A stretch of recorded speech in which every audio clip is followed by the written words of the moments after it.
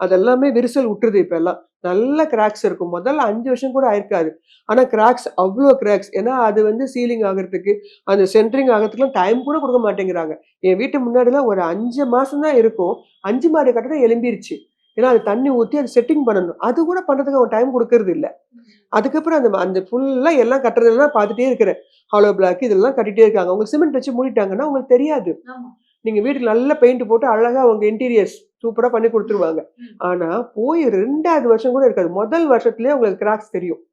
So பொத்து பொத்து அப்படியே ஊறி ஊரிலாம் உழுகும். அப்பதான் யூ ஃபீல் ஐயோ! என்னடா இது இந்த மாதிரி இருக்கு.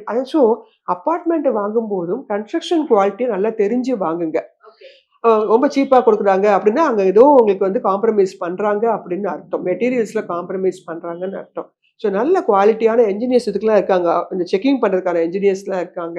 ஸோ அவங்கள போய் அழைச்சிட்டு போங்க. அழைச்சிட்டு போயி அந்த புது பில்டிங் வாங்குறது சொல்றேன். இதுல இன்னொன்னு இருக்குது. பழைய அபார்ட்மெண்ட்ஸ் வாங்குறோம். 20 வருஷத்துக்கு முன்னாடி கட்டுன அபார்ட்மெண்ட்ஸ் ரீசேல். ரீசேல் அபார்ட்மெண்ட்ஸ் வந்து கம்மியா கிடைக்குது அப்படின்னு சொல்லி வாங்குறவங்களும் இருக்காங்க. ஸோ ரீசேல் அபார்ட்மெண்ட்டும் நல்ல குவாலிட்டியான அபார்ட்மெண்ட்டா கன்ஸ்ட்ரக்ஷன் முதல்ல தெரிஞ்சுக்கோங்க. ரீசேல்னு வரும்போது பேப்பர்ஸ்ல நெறைய பிரச்சனை வச்சிருப்பாங்க. டாக்குமென்டேஷன்ஸ் ஆஃப் பேப்பர்ஸ் அது வந்து ரொம்ப கிளாரிட்டியா இருக்குதா அப்படிங்கிறதெல்லாம் நல்லா தெரிஞ்சுக்கிட்டு வாங்குங்க. இல்லாத பட்சத்துல அந்த இடத்துலயும் உங்களுக்கு வந்து ரொம்ப சீப்பா கிடைக்குது. நீங்க உள்ள போயிட்டீங்கன்னா, அடுத்து நீங்க அத விக்கும்போது தான் அது உள்ள பிரச்சனைகள் உங்களுக்கு தெரிய வரும். ஸோ அதனால ஃபுல்லாக பேப்பர்ஸ நல்ல லாயர்ஸ் கிட்ட எல்லாம் குடுத்து, நல்லா அந்த பேப்பர்ஸ ஃபுல் செக் பண்ணுங்க. பார்த்துட்டு அதுக்கப்புறம் குவாலிட்டி செக் பண்ணுங்க. தென் அதுக்கப்புறமாக யூ டிசைட் இட் நீங்க அந்த அபார்ட்மெண்ட்ட வாங்கலாமா? வேண்டாமான்னு.